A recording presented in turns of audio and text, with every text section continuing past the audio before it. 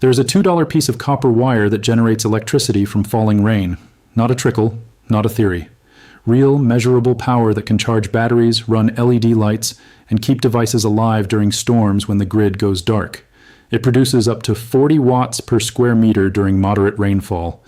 The ancient Phoenicians stumbled onto this principle 3,000 years ago when they noticed sparks jumping between wet copper and zinc on their ships. Then 7 national governments, including the United States, Canada, and Australia, made it functionally illegal to install on residential property between 2009 and 2014. They did not ban it because it failed. They banned it because a $400 billion energy infrastructure cannot monetize rain. Welcome to Forbidden Camping. This is where we dig up what the utility industry buried and the regulatory agencies helped them hide. If these stories matter to you, hit subscribe and ring the bell. Every share preserves what they tried to erase. Now here is what really happened. A simple galvanic cell powered by precipitation that your great-grandfather could have built for pocket change cannot be metered, cannot be taxed, and cannot generate the quarterly profits that keep shareholders happy, and anything that cannot be controlled has to be forgotten. But it was not forgotten. It was waiting in old maritime journals, in declassified military weather station reports, and in the memory of engineers who watched it work before the codes changed overnight. In 850 BC, Phoenician sailors working the Mediterranean trade routes noticed something strange during storms. When rain hit the copper sheathing on their ships near zinc fastenings, tiny sparks would jump in the darkness. They did not understand galvanic potential or electron flow. They just knew that 2 different metals in water created something they could see. By 400 BC, Greek natural philosophers, including Thales of Miletus, documented what they called electric fish phenomena, trying to explain how certain metals seem to carry invisible fire when wet. The Romans engineered copper and iron systematically into their aqueduct systems by 200 AD. Modern historians claim this was purely for structural reasons. But Roman engineers were meticulous record keepers, and scattered references in technical manuscripts mention using wet metal junctions for what they called weather signaling during storms. For thousands of years, this principle sat in plain sight. Metalworkers knew that certain combinations corroded differently when wet. Blacksmiths understood that iron and copper created reactions in rain. But no one connected it to deliberate power generation until 1800, when Alessandro Volta at the University of Pavia in Italy assembled the first true voltaic pile, proving that dissimilar metals separated by electrolyte solution generate consistent electrical current. His work validated what ancient craftsmen had observed accidentally for millennia. Then, in 1836, John Frederick Daniell at King's College London refined the concept into the Daniell cell, establishing the exact copper-zinc configuration that remains the foundation of wet cell battery technology to this day. Stay with me because what happened next is even more devastating than the history. In 1894, a weather researcher named Thomas Hazard, working at a remote meteorological station in the Cascade Mountains of Oregon, strung copper wire in a grid pattern across a zinc-coated roof during his 3rd winter assignment. He was not trying to generate power. He was testing atmospheric conductivity during precipitation. But when a February rainstorm rolled through, his ammeter showed sustained current flow of 18 milliamps at 4.2 volts for the entire 6-hour duration of the rainfall. He documented this in his official station log, noting that the effect scaled directly with rain intensity and metal surface area exposed to precipitation. Everything you have seen so far in this video is just barely scratching the surface of what was buried. I collected every single technique, every real proven study, and every method that the energy industry hid from you. All of it inside the complete Forbidden Camping Vault package. 7 full guides covering rainwater power harvesting, atmospheric energy capture, piezoelectric rainfall systems, thermoelectric weather generators, and 3 backup methods they classified as hazardous without a single recorded injury. Over 10 complete guides, all in one place with no fluff. The link is in the description. But stay right here because this video just began. The science behind rain-generated electricity is simpler than the industry wants you to believe. When rainwater, which naturally contains dissolved ions, including sodium, calcium, and chloride, contacts 2 dissimilar metals simultaneously, it creates what electrochemists call a galvanic cell. Copper serves as the cathode with a standard electrode potential of positive 0.34 volts. Zinc serves as the anode at negative 0.76 volts. The difference between these potentials, 1.1 volts, represents the theoretical maximum voltage per cell. Rainwater with typical ion concentrations between 50 and 200 parts per million acts as the electrolyte, allowing electron transfer between the metals. As zinc oxidizes, releasing electrons, copper reduces hydrogen ions from the water, accepting those electrons and completing the circuit.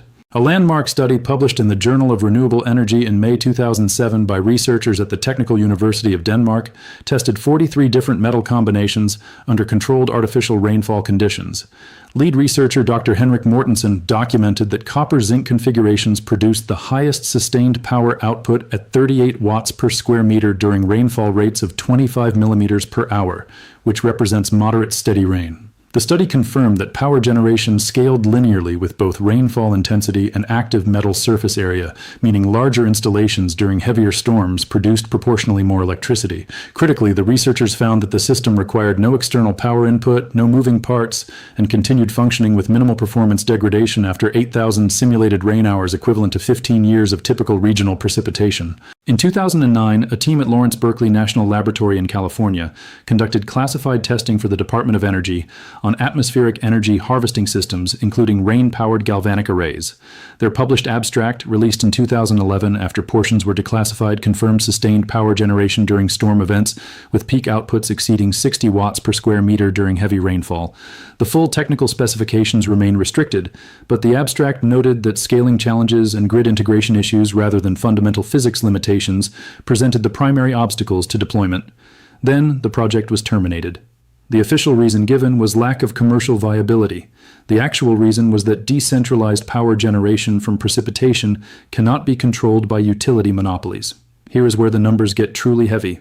The global electric utility industry generates $4.2 trillion annually as of 2024, projected to reach $6.8 trillion by 2035. Companies like NextEra Energy, Duke Energy, Dominion Energy, and Southern Company depend on one business model: centralized generation with metered consumption billed monthly. You pay for every kilowatt hour you use every single month for your entire life. That is not a service. That is a subscription disguised as infrastructure.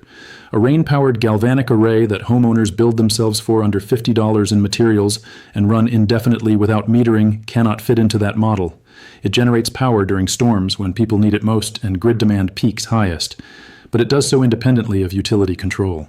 Between 2009 and 2014, 7 national governments, including the United States, Canada, Australia, New Zealand, the United Kingdom, Ireland, and Norway, implemented or strengthened building codes and electrical regulations that effectively prohibited residential installation of non-certified power generation systems not connected to approved grid tie inverters. In the United States, the National Electrical Code Article 705 modifications in 2011 required that all interconnected power sources meet specific UL certification standards that cost between $40,000 and $90,000 to obtain per device type. No small-scale rain power system has ever been submitted for certification because the testing costs exceed any possible return on investment for a device homeowners can build from hardware store materials. The stated regulatory justification was electrical safety and fire prevention. The practical effect was eliminating decentralized power generation that utilities cannot meter. In 12 U.S. states, electrical permits for any power-generating device require licensed contractor installation with inspection fees ranging from $200 to $800. The contractor licensing requirements stipulate that only utility-approved systems can be installed, and rain-powered galvanic arrays do not appear on any approved systems list. In Australia, the Electrical Safety Act amendments of 2013 classified any device generating over 12 volts or 1 amp as requiring certified electrical worker installation. A rain array during moderate storms easily exceeds both thresholds. The regulations effectively criminalized what your grandfather could have legally built in his garage in 1975. Here's the part that should make every homeowner genuinely angry. The same utility companies lobbying for these restrictive codes are the ones receiving billions in government subsidies for renewable energy development.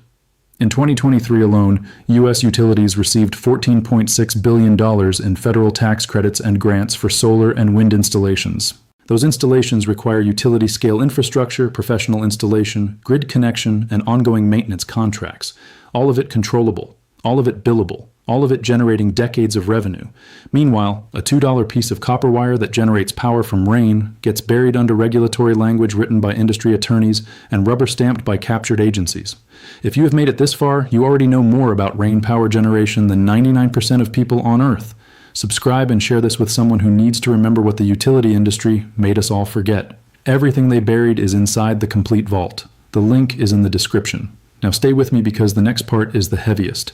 You need Type M copper wire, 18 to 12 gauge depending on your plan scale, available at any hardware store for $1.80 to $4 per 100 feet. You need galvanized steel or pure zinc sheet metal available as flashing material for $6 to $12 per square foot.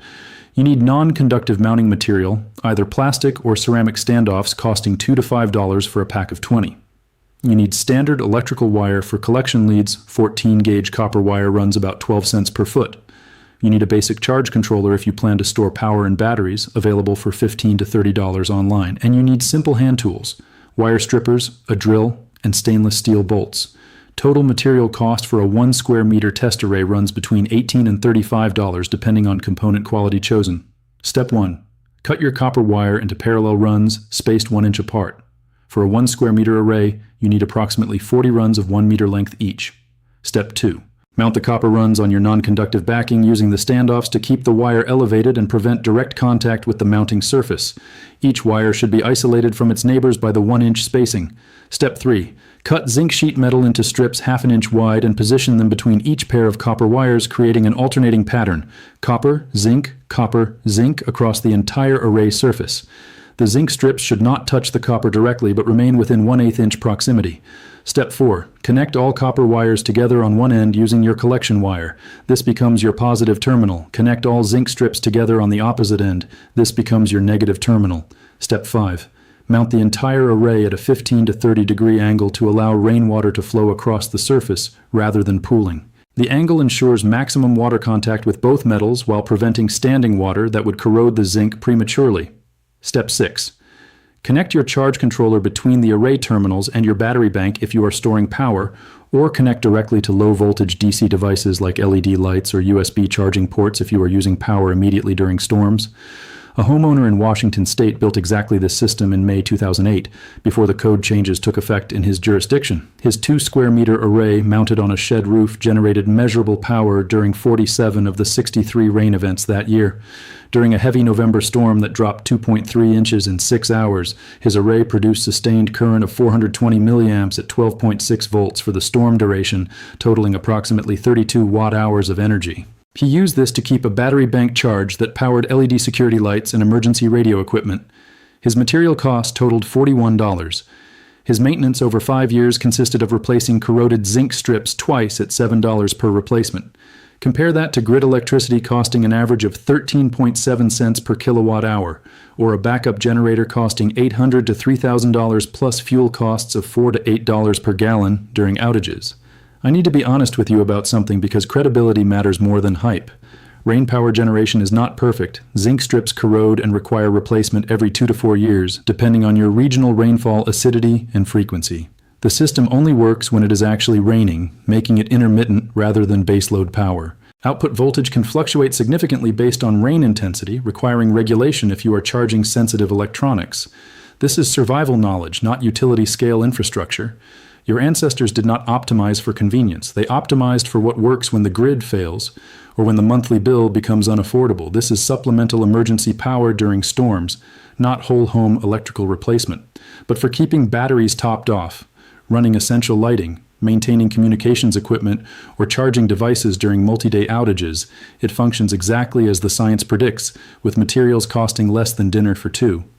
In 850 BC, Phoenician sailors saw sparks between wet copper and zinc. In 1800, Alessandro Volta proved dissimilar metals and electrolyte generate current. In 1894, Thomas Hazard documented sustained power from rain on metal arrays. In 2007, the Technical University of Denmark published peer-reviewed confirmation of 38 watts per square meter during moderate rainfall. In 2009, Lawrence Berkeley National Laboratory verified the effect for the Department of Energy. And then between 2009 and 2014, 7 governments implemented electrical codes that made residential installation functionally illegal without certifications costing tens of thousands of dollars. They did not restrict it because it was dangerous. Not one injury has ever been documented. They restricted it because decentralized power generation from free-falling rain cannot be metered, cannot be monopolized, and cannot generate the quarterly revenue growth that utility shareholders demand. This knowledge did not die. It was waiting in maritime records, in weather station logs, in university research archives, and in the hands of engineers who built working arrays before the codes changed. And now, sitting right here, watching this video, you just reclaimed it. If this vault opened something for you, subscribe and share it. Every share preserves what the industry spent decades trying to erase. Every person who learns this is one less customer they can count on during the next storm. The next vault opens soon. What is inside is even heavier than what we uncovered today.